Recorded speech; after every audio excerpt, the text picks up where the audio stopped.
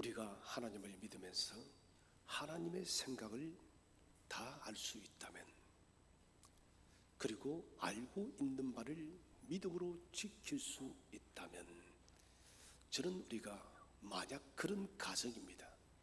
그런 삶을 살 수 있다면 이 땅이 아무리 지옥과도 같아도 우리는 실패하고 낙심하지 않을 것입니다. 그것은 하나님의 생각은 언제나 선하심입니다.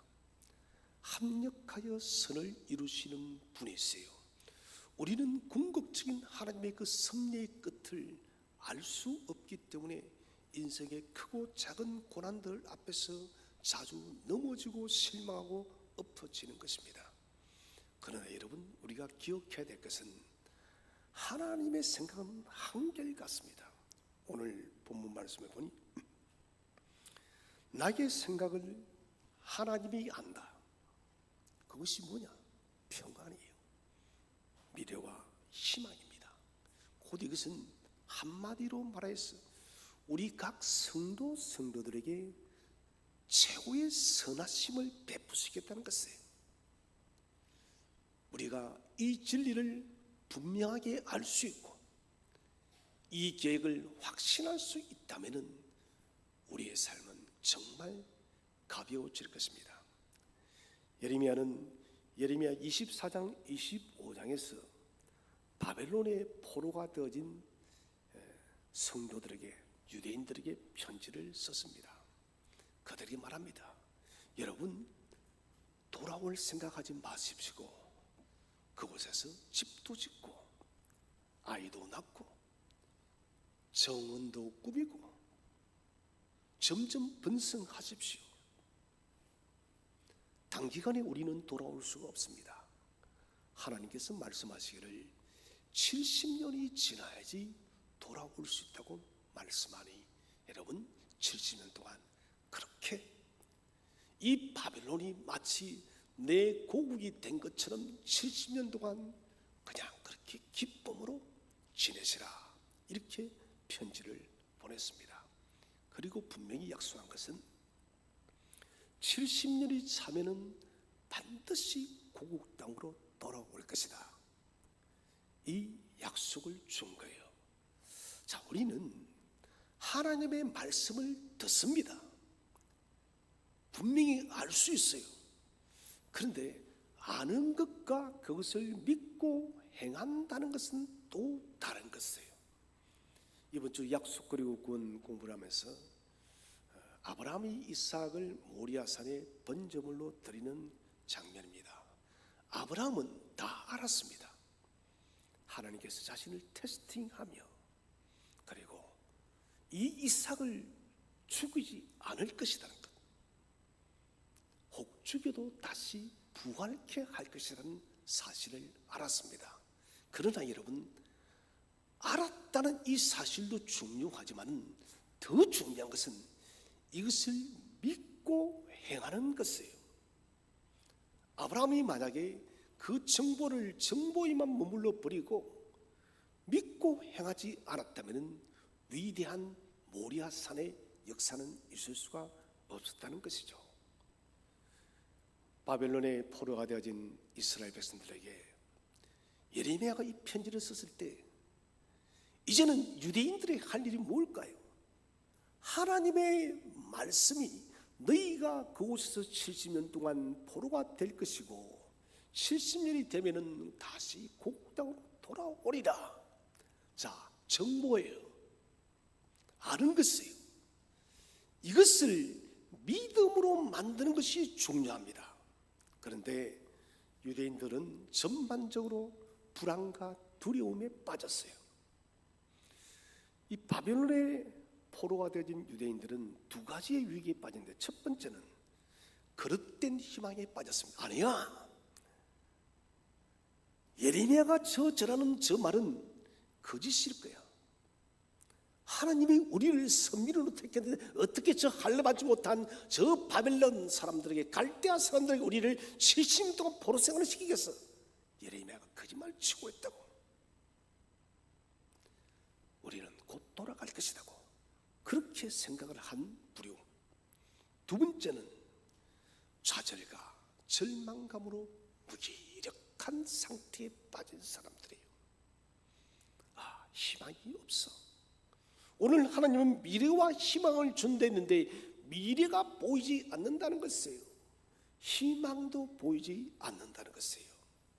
그래서 예레미야는 이중적인 임무를 가졌습니다. 그 첫 번째 임무는 이스라엘로 하여금 생각을 바르게 고치도록 헛된 희망을 가지지 말라는 거예요. 70년이 아니라 단기간에 우리가 고국 땅으로 돌아갈 게 그거 믿지 말라는 거예요. 하나님이 말씀하신 대로 70년 동안 너희는 포로 생활을 할 것이다. 이것을 설득해야 됐고, 동시에 좌절과 절망에 빠진 이스라엘 백성들에게 소망을 주고 희망과 미래를 안겨주어야 되는 이중적인 사명에 그는 붙들려 있었다는 것입니다. 예레미야는 하나님의 약속하신 것만 고대하라는 거예요. 여러분, 세상이 말하는 것을 고대하지 마십시오. 여러분, 세상이 말하는 것을 고대했다가 대체 무엇이 달라졌어요? 여러분, 우리나라가 일제강점 치하에서 임시정부가 설립되어지고, 그리고 8.15 광복을 맞이하고 또 대통령이 선출돼서 첫 번째의 1공화국이 또 출발해서 지금까지 많은 역대 대통령을 배출했습니다. 물론 변한 거 있죠. 경제적인 변화들이겠죠. 그런데 우리의 삶이, 우리 인생이, 그 정치가, 이 사회가 대체 무엇을 바꾸느냐는 거예요. 갈수록 이 사회는 심각한 문제 속에 깊이 굴러 들어가고 있습니다. 문제가 점점 커진다는 거예요. 눈덩이처럼 불어나서 도무지 우리 사람의 힘으로는 풀 수 없는 그런 시대를 우리가 살아간다는 것이에요. 그렇기 때문에 여러분, 세상을 믿지 마세요. 세상이 무엇이라고 말해도 하나님을 신뢰하시기를 바랍니다. 하나님을 믿어야 돼요. 하나님 말씀하십니다. 내 말은 천지가 없어져도 1.1획도 변함이 없다 했습니다. 지금 우리가 온 세계의 기후변화와 수많은 사건 사고를 보면서 지금 피부적으로 느끼고 있잖아요.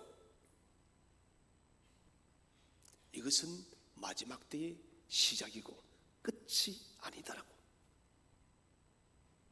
종말적 시대 속에 마지막에 종말의 첫 출발의 그런 과정 속에 지금 있다는 것입니다. 우리는 혼돈의 이 세상 속에서 어떻게 우리가 살아가야 될 것인가, 이것을 깊이 생각해야 됩니다.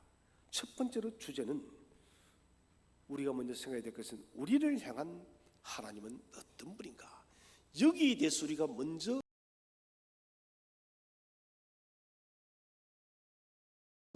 알아야만 우리가 어떻게 살아가야 될지 삶의 방법이 나오는 것입니다. 첫 번째로, 우리의 모든 것을 항상 생각하시는 하나님이세요. 하나님이 어떤 분인가? 저와 여러분의 삶의 모든 것들을 일거수일투족 모든 일촉일가 하나님은 생각하고 있다는 거예요.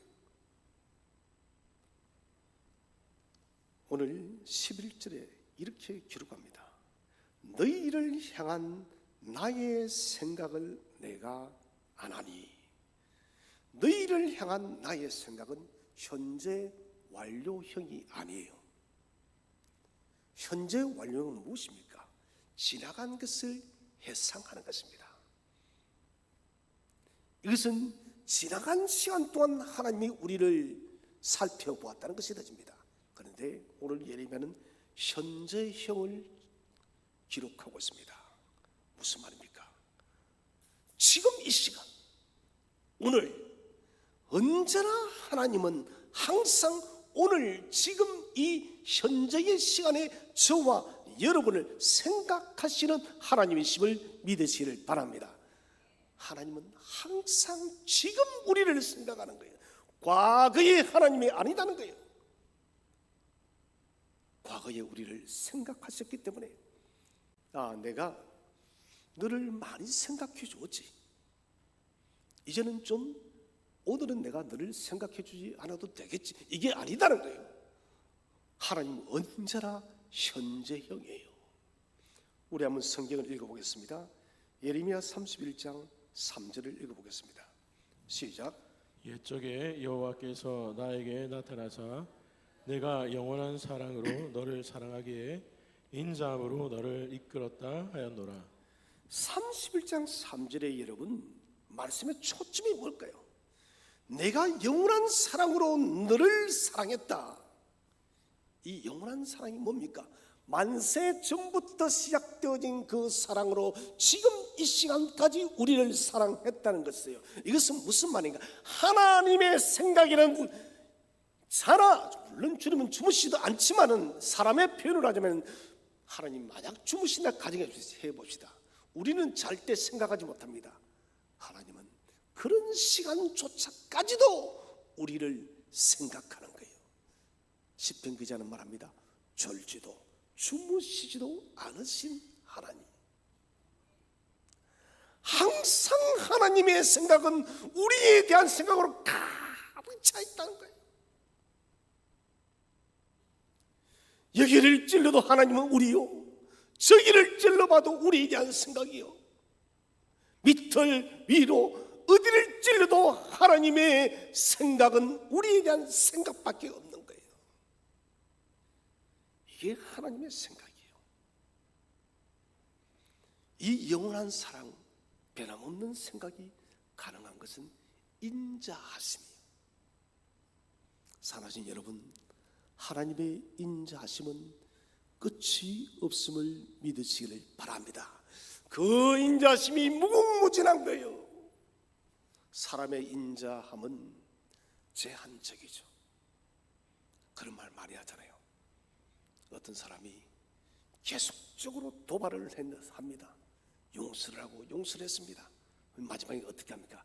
그래, 내가 지금까지 참았다고, 이번에는 내가 용서 못한다고. 이게 이런 사람이에요. 하나님은 그렇지 않다는 거예요. 하나님은 지금까지 참았으니 너를 버린다, 이 말이 없는 거예요.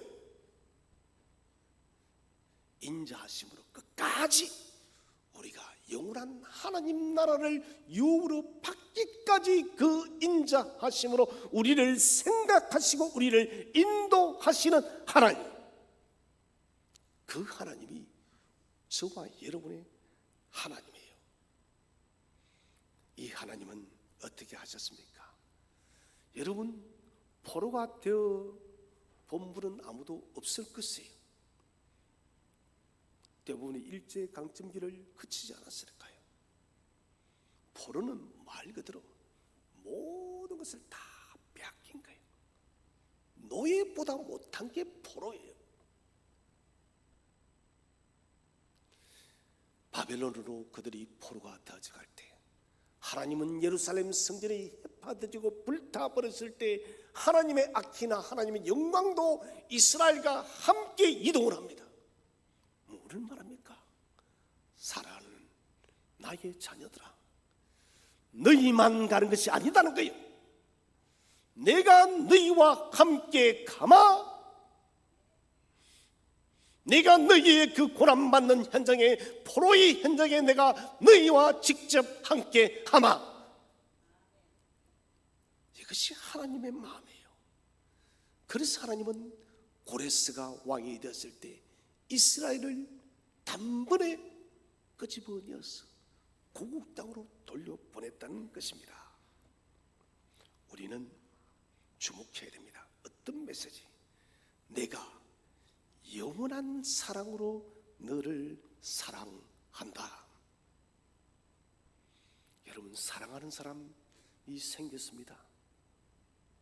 다 경험해봤잖아요. 사랑하는 사람이 생기면은 온종일 머리에는 뭐가 생각납니까? 제가 경험해보니 그 사람밖에 생각이 안 나요. 연애를 해보지 못한 사람은 내 팔자라고 생각하십시오. 할 수 없는 거고. 연애를 한번 해보세요. 사랑하면 온종일 그 사람 생각이에요. 우리 하나님이 그렇다는 것입니다. 이 사랑이 어떤 사랑입니까?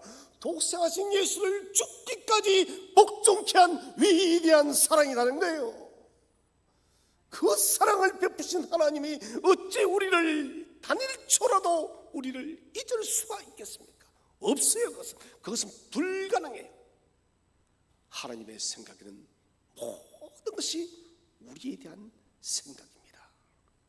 그래서 바벨론의 그 고난의 시간 속에서 그들의 모든 것에 함께했습니다. 이 하나님은 우리의 삶에도 동일합니다. 우리의 필요의 것이 있으면 하나님은 우리의 필요의 것을 채우시는 분이심을 믿으시기를 바랍니다. 우리가 위험에 닥칠 때 강한 능력의 손을 펼쳐서 우리를 건지시는 분이심을 믿으시기를 바랍니다. 하나님의 관심과 하나님의 생각을 멈추는 법은 세상에는 어디도 존재하지 않습니다. 왜 그러냐? 하나님의 본성이에요. 변하지 않는 하나님의 본성이에요. 우리에 대한 생각. 사람은 누군가에게 오랫동안 기억되고 싶어합니다.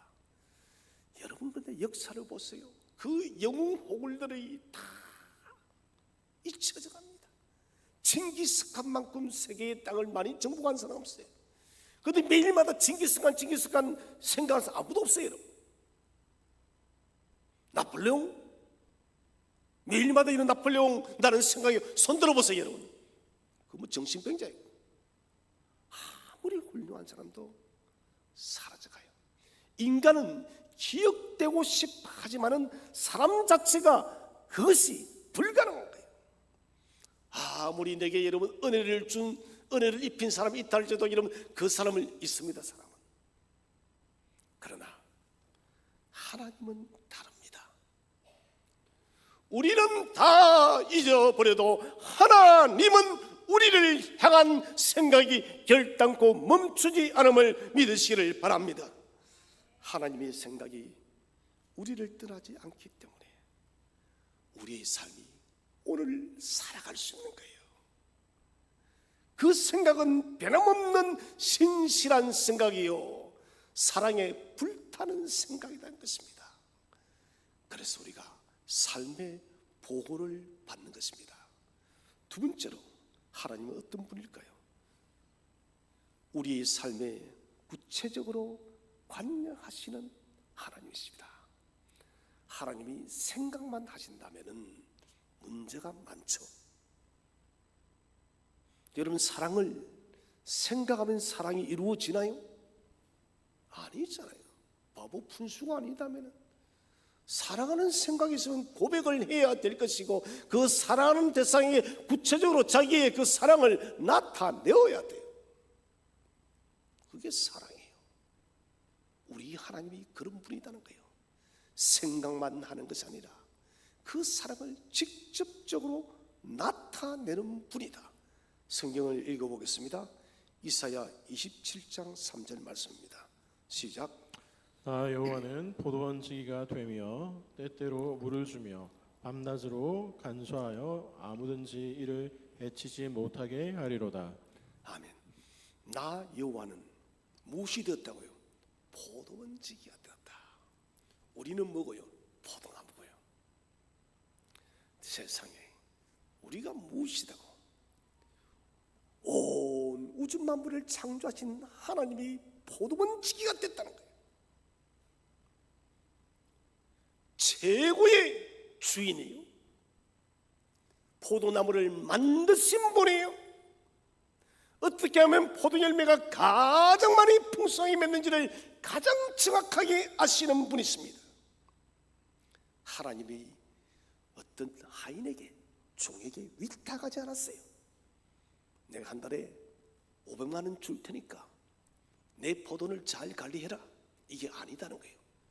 하나님이 지령하고 있다는 거예요. 본사다는 거예요. 본사를 하나 딱 만들어 놓고 거기서 하나님이 직접 경영하고 있다는 거예요. 특별한 사랑과 신실함으로 포도원을 보호합니다. 그래서 포도원의 때를 따라서 은혜의 단비를 내립니다. 때를 따라서 은혜의 햇빛을 내림을 믿으시기를 바랍니다. 그리고 오늘 성경을 보니 밤낮으로 간수하며, 자, 시편 기자의 고백에 따르면 졸지도 주무시지도 않는 우리 하나님, 이 하나님이 여러분 졸지도 주무시지도 않고 깨어서 포도원을 보호하시는 하나님, 저와 여러분을 보호하시는 하나님이시라는 것을 확신하시기 바랍니다. 우리가 적어도 하나님 나라의 포도원에 있다면 이렇게 하나님, 우리가 갈증이 날 때 그 갈증을 채우시는 하나님이시고, 우리가 위험 앞에 서지 않도록 친히 보호하시는 하나님이라는 거예요. 낯선 땅 바벨론의 포로가 된 그들에게 하나님은 선지자 이사야를 통해서 약속합니다. 저는 중요한 일이 있을 때 아내가 한마디 해주는 게 큰 힘이 돼요. 잘 될 것이라고, 잘 할 것이라고, 괜찮다고. 여러분, 내 아내의 그 한마디도 어떤 힘을 일어나게 합니다. 그런데 오늘 전능하신 하나님이 바벨론의 포로가 되어지 않은 그들에게 이사야를 통해서 내가 너희의 포도원지기가 될 거야, 내가 때를 따라서 너희에게 물을 줄 것이야, 아무도 너희를 해치 못하도록 내가 지킬 것이야. 이 말씀은 저와 여러분을 향한 하나님의 메시지임을 믿으시기를 바랍니다. 그들은 포로가 되었습니다. 바벨론 사람들이 그들을 조롱합니다. 그리고 이렇게 말합니다. 너희가 풍악을 크게 울려서 그 풍악 소리에 맞춰서 너희 하나님을 찬양하면서 춤을 춰봐라. 완전히 하나님을 조롱하는 거예요.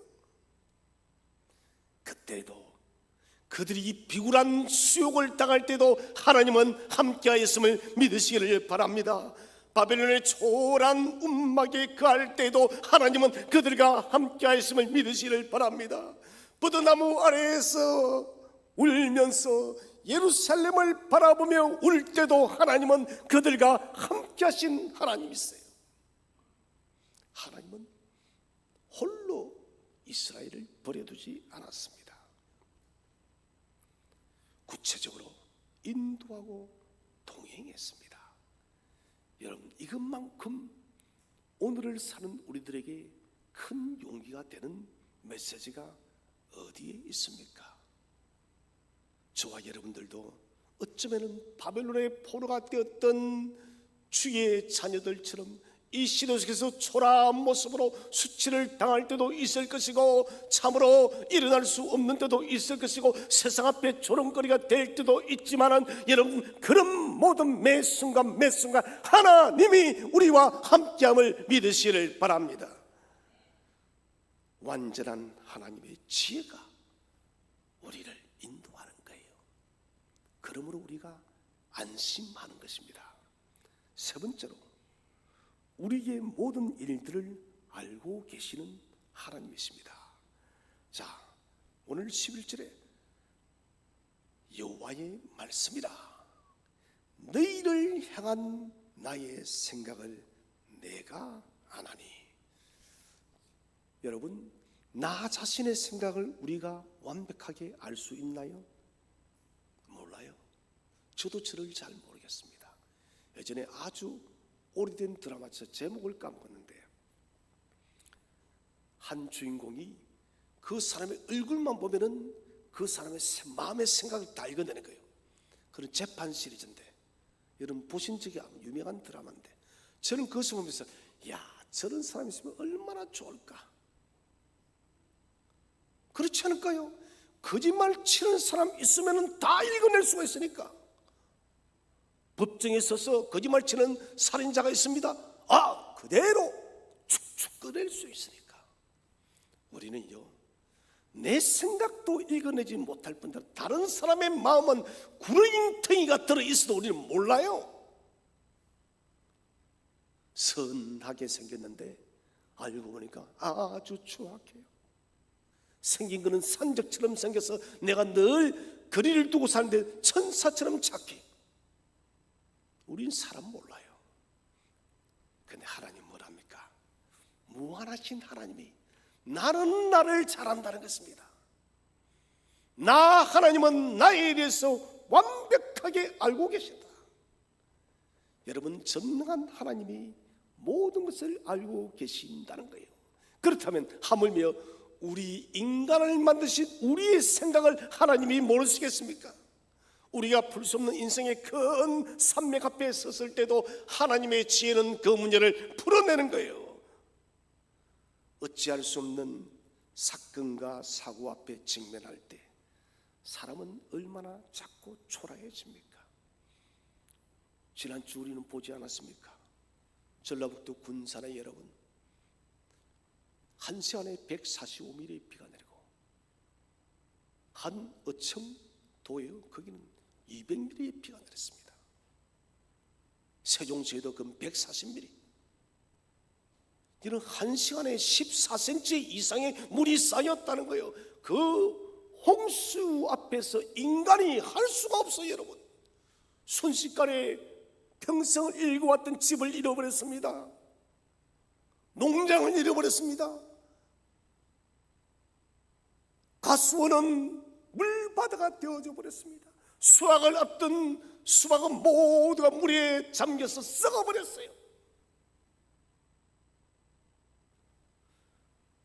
저는 그 현장을 보면서 느꼈어요. 우리 인간의 자금, 무기력함, 무엇을 할 수 있어요? 불가항력적인 일 앞에 우리 인간은 너무나도 작고 또 작아요. 그러나 여러분, 오늘 우리에게 말씀하고 있는 하나님은 무한한 하나님이십니다. 전능의 하나님이십니다. 모든 것을 하실 수 있는 능력의 하나님이십니다. 이 하나님이 저와 여러분의 하나님인 거예요. 욥기서를 읽어보겠습니다. 욥기 26장 14절을 다 함께 한번 읽어보겠습니다. 시작. 보라, 이런 것들은 그의 행사의 단편일 뿐이요 우리가 그에게서 들은 것도 속삭이는 소리일 뿐이니 그의 큰 능력의 우레소리를 누가 능히 헤아리랴. 아멘. 욥이 뭐랍니까? 봐라, 이런 모든 것들은 지극히 작은 것이다. 하나님의 능력 앞에서 우리가 그에게 들은 것도 속삭이는 소리일 뿐이고, 하나님의 큰 우리의 소리 같은 음성이 들린다면 누가 감당하겠느냐? 이 무슨 말입니까? 우리가 아는 것은 지극히 하나님에 대해서 단편적인 것만 안다는 거예요. 사실 우리는요, 하나님의 속삭이는 그 소리도 다 감당치 못해요. 여러분, 감당할 수 있을 것 같아요? 뭐네요? 하물며 우리의 소리 같은 하나님의 음성이 어느 날 우리에게 들릴 때 우리가 어떻게 여러분 그 말씀 앞에 우리가 감당할 수가 있겠습니까? 우리는 하나님의 그 음성의 비밀한 계시들을 알 수가 없다는 것이에요. 우리의 짧은 지혜와 지식으로는 영원하시고 무한하신 하나님을 다 결코 알 수 없습니다. 그러므로 우리는 하나님의 섭리와 역사를 겸손히 인정해야 돼요. 하나님은 크고 위대한 분이시고 그분은 자신의 모든 것을 알고 계시는 분이라고 말씀하고 있습니다. 여러분, 여기에 여러분이 처음 보는 신비로운 최첨단 기계가 있습니다. 이 요상한 기계는 우리가 한 번도 보지 못한 엄청난 능력과 신과 일들을 보여줍니다. 처음 봐요. 모두가 궁금합니다. 저게 대체 어떤 원리로 만들어졌을까? 어떤 제품들이, 어떤 재질들이 쓰여졌을까? 저 설계도는 대체 뭘까? 모두가 궁금합니다. 그때 이 신비막척한 기계를 만든 박사가 딱 나타났어. 설명하면 이것은 구조가 어떻게 되어졌고 작동은 어떻게 하고 어떻게 움직여 자세히 설명해 줍니다. 완벽한 사용법을 알려주는 거예요. 여러분, 이럴 때 우리는 그 기계를 마음껏 쓸 수 있는 거예요. 그 능력을 최대치로 발휘할 수 있는 거예요. 여러분, 하나님은 저와 여러분을 만들었어요. 인간의 매뉴얼을 누가 가지고 계시나요? 하나님이 가지고 계세요. 그러므로 우리에게 하나님이 찾아와야 돼요. 하나님이 찾아와서 우리의 인간 사용 매뉴얼을 자세히 말씀해 줘야 돼요. 우리가 이런 그 매뉴얼을 자세히 붙들게 되질 때 우리에게는 능력이 나타나는 것이에요. 사실 그리스도인들은 엄청난 능력을 가지고 있는데 우리가 우리의 매뉴얼을 잘 알지 못하기 때문에 그렇다는 것입니다. 여러분, 가장 완전한 하나님이 저와 여러분의 인생을 움직이고 있습니다. 그럴 때의 인생은 바르게 작동하는 거예요. 우리 한번 읽어보겠습니다. 사무엘하 22장 31절 시작. 하나님의 도는 완전하고 여호와의 말씀은 진실하니 그는 자기에게 피하는 모든 자에게 방패시로다. 아멘. 하나님의 도는 완전해요. 여호와의 말씀은 진실합니다. 여러분, 하나님께 피하시기 바랍니다. 하나님께 우리가 피할 때에 우리는 이 인생의 사용 설명서가 바르게 작동하는 거예요.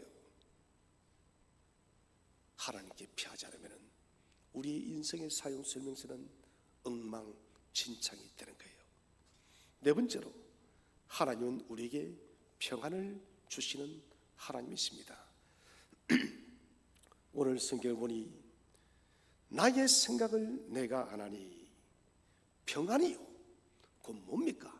하나님께서 지금 이스라엘 백성이 포로가 되어져 가는데 그들은 왜 하나님 우리에게 이런 고난을 주었냐고 난리예요. 근데 하나님 뭐라면 아니야. 나는 너에게 평안을 줄 거야. 재앙이 아니야. 이거 지금 말하고 있는 것입니다. 우리는 기억합시다. 하나님은 죄를 미워하시되 당신의 자녀를 결코 미워하지 않습니다. 그래서 십자가 사역이 있는 거예요. 주님은 우리의 굳건한 친구예요. 우리는 시작이나 혹은 부분을 보고 하나님 왜 이렇게 하세요? 하필이면 왜 나에게 이런 시험을, 이런 고난을 주냐고 그렇게 말할 때가 얼마나 많나요? 그러나 하나님은 부분을 보지 않습니다. 처음부터 모든 가정과 결말을 보시는 하나님이심을 믿으시기를 바랍니다. 여러분, 이 결말이 뭡니까? 평안입니다. 미래와 희망입니다. 궁극적인 선입니다. 하나님의 시간이 오기까지 기다리시기를 바랍니다. 70년이 찾아 그들은 과연 오늘 이 말씀대로 고국 땅으로 돌아왔습니다. 아주 위대한 대리석 작품이 여기에 서 있습니다.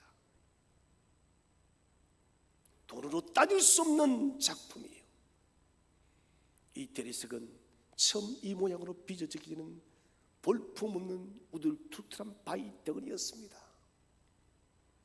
어느 날 조각가 오더니 끌과 망치를 가지고 사정없이 쪼아내기 시작합니다.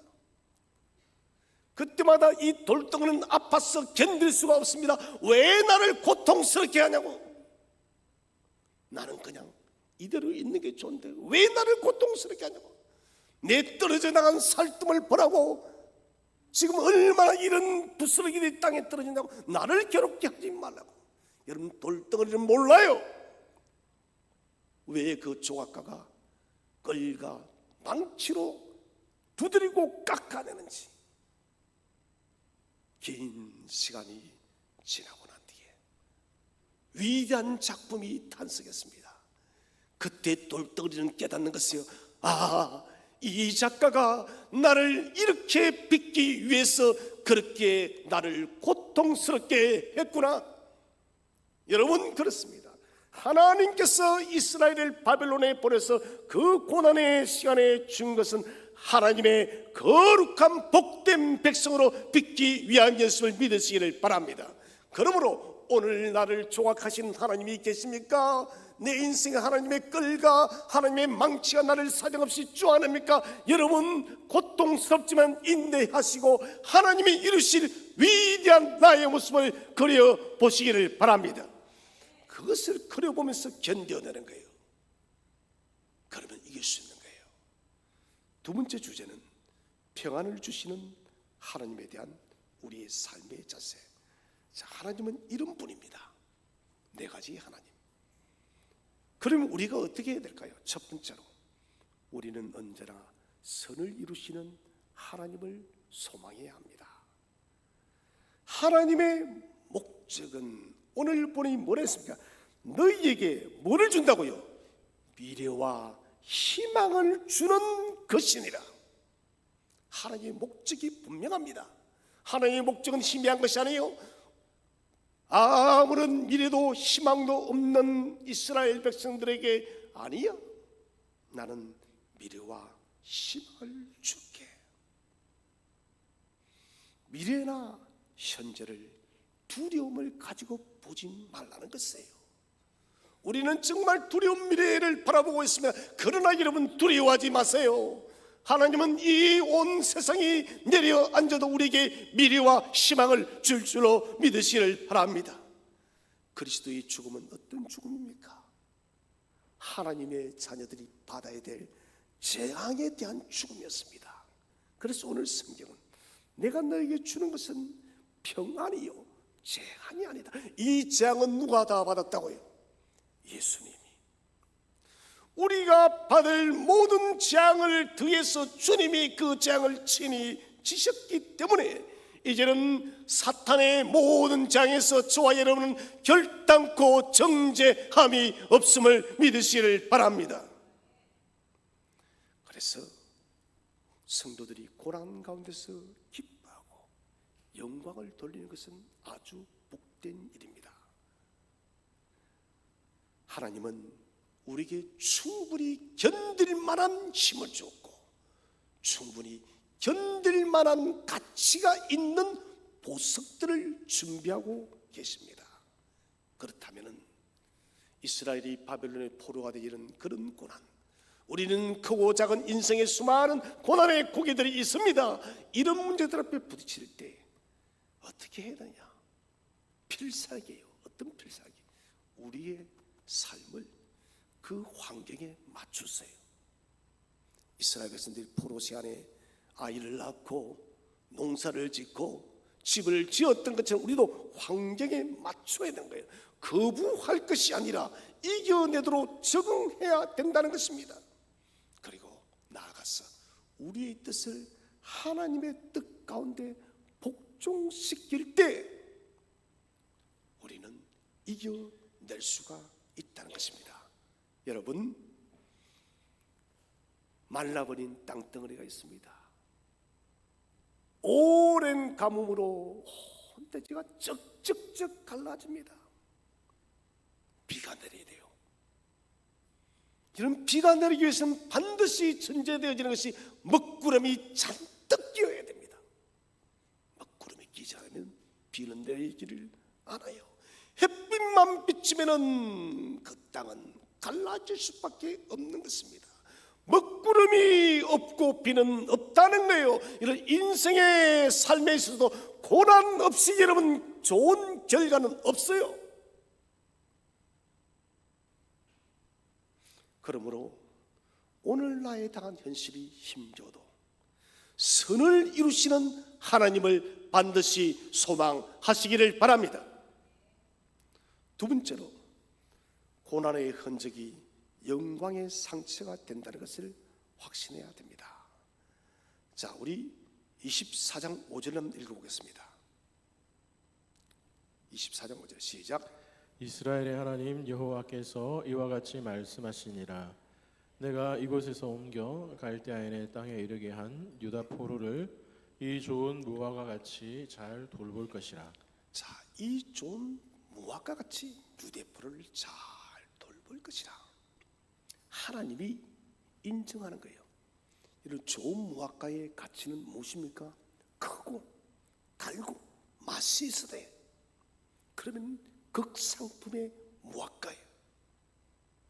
하나님은 오늘 포로가 되어져간 바벨론 땅에 잡혀간 이들을 무화과처럼 잘 돌본다는 것은 나의 남은 언약의 백성으로 인정한다는 거예요. 어떤 과정을 통해서? 포로 기간에 이 고난의 상처를 통하여서. 이 고난의 기간 동안 어떻게 되어집니까? 하나님의 거룩한 선민으로서 다시 그들이 거듭나는 것이에요. 이것은 고난 없이 그들은 다시 거듭날 수가 없다는 것입니다. 이 고난의 상처를 하나님이 인정한다는 것입니다. 미래는 지금 이스라엘 본토에 남아있는 사람들에게 있는 것이 아니라 포로가 되어져 가는 저들에게 있다는 거예요. 그러므로 여러분, 고난으로 생긴 상처가 있습니까? 이것은 하나님이 우리를 인정했다는 거예요. 사도 바울도 내가 그리스도의 흔적을 가졌다 했습니다. 여러분, 고난의 흔적을 소중히 여기세요. 그 흔적을 볼 때마다 하나님이 이렇게 나를 도우셨지, 이렇게 도우신 하나님은 앞으로도 나를 도와주실 것이야. 그거 알 수 있는 거예요. 영국의 침례교 목사인 맥이라는 분이 계셨습니다. 맥이 어렸을 때 엄마가 칼을 가지고 실수를 해서 맥의 팔에 큰 상처가 났습니다. 그것이 흉터가 되었어요. 엄마는 맥에게 말합니다. 아야, 이 상처가 많이 아플 거야. 그런데 나중에 이 상처가 네가 나의 아들이라는 것을 입증하는 중요한 증거가 될 거야. 어떤 이유인지 잘 모르겠지만 맥과 어머니는 헤어져 버렸습니다. 오랜 세월 동안 어머니를 찾았지만 어머니를 찾을 수가 없었어요.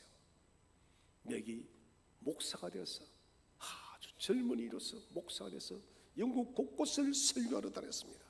그때 글래고스라는 지역에서 설교를 하는데 그 청중들 중에 어머니를 본 거예요. 연루하고 늙어버린 어머니를 보았습니다. 단번에 맥 목사는 알았으면 내 어머니라고. 그런데 어머니는 맥 목사가 설교를 하고 있지만 아들인 줄 알지 못했습니다. 설교를 마치고 맥 목사는 어머니 앞으로 걸어갔습니다. 여전히 그 여인은, 어머니는 아들을 알지 못했어요. 어머니 하고 불러도 어머니는 어리둥절하고 알지 못하는 거예요. 너무 많이 커버렸으니까. 그때 맥 목사는 왼팔에 옷을 걷어올립니다. 어머니 보세요, 이 상처 기억하지 않습니까? 그 상처를 보는 순간 어머니는 아들을 안고 웁니다. 내 아들하고. 여러분, 우리가 바벨론의 고난이 이 세상 속에 있다면 그 고난을 통하여 우리가 상처의 흔적이 있습니다. 그 상처의 흔적을 하나님은 보실 때마다 무엇이라는가? 그 상처를 볼 때마다 너는 내 아들이야, 너는 내 딸이야. 여러분, 상처가 없는 사람이 좋은 것이 아니에요. 고난 때문에 상처가 있는 사람이 복된 사람이라는 거예요. 하나님은 우리의 결점까지도 사랑하시는 분이십니다. 주님이 징계받은 흔적을 통해서 우리를 알아보십니다. 고난과 시련을 통해서 우리에게 하나님이 해주신 것은 우리를 참된 자녀로 인정해 주었습니다. 나중에 여러분 천국 가보십시오. 분명히 주님은 우리의 흔적을 볼 것입니다. 네가 믿음 생활하느라고 이런 상처의 흔적을 가졌구나. 그래, 나는 이 흔적을 보면서 네가 나의 자녀임을 믿노라. 세 번째는 고난의 모든 현장에서 항상 기도하는 삶의 자세를 가져야 합니다. 우리 12절 말씀을 다시 한번 읽어보겠습니다. 12절 말씀 시작. 너희가 내게 부르짖으며 내게 와서 기도하면 내가 너희들의 기도를 들을 것이요. 자, 너희가 내게 와서 부르짖으면 내가 그 기도를 듣겠다. 여러분, 고난은 우리로 하여금 무릎을 꿇게 합니다.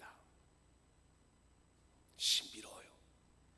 여러분, 에스가 야곱을 죽이러 오지 않았다면 과연 야곱은 야복강에서 천사와 함께 밤새도록 기도했을까요? 절대 안 했습니다. 에스의 고난이 있었기 때문에 야곱은 야복강에 그 밤이 새는 기도를 했다는 것입니다. 하나님은 우리가 항상 자발적으로 기도의 방으로 들어가기를 원합니다. 저는 정말 그랬으면 좋겠습니다. 우리 섬뜨개의 모든 성도들은 자발적으로 기도의 골방으로 들어가시기를 바랍니다. 그런데 많은 사람들이 매를 맞고 고통을 당하고 어려움을 당하고 난 뒤에 그래서 질질 끌려서 기도의 방으로 들어가는 것이에요. 그렇게 하지 마세요. 스스로 가세요. 하늘에 상달된 기도 중에 대부분의 가치 있는 것들은 고난 속에서 만들어졌습니다. 사랑하신 성도 여러분, 하나님이 어떤 분인지를 알았다면 우리는 오늘의 삶의 현장이 힘겹든 그렇지 않든 관계없이 항상 하나님께 기도하시기를 바랍니다. 오늘 우리는 본문 말씀을 기억합시다. 너희를 향한 나의 생각을 내가 다 하나니 평안이요 재앙이 아니라 너희에게 미래와 희망을 주기를 원하노라. 이 하나님의 메시지를 오늘 가슴 깊이 새기고 주님 오시는 그날까지 더욱더 담대하게 전진하며 살아가는 모든 교우들 되시기를 주의 이름으로 축원드립니다.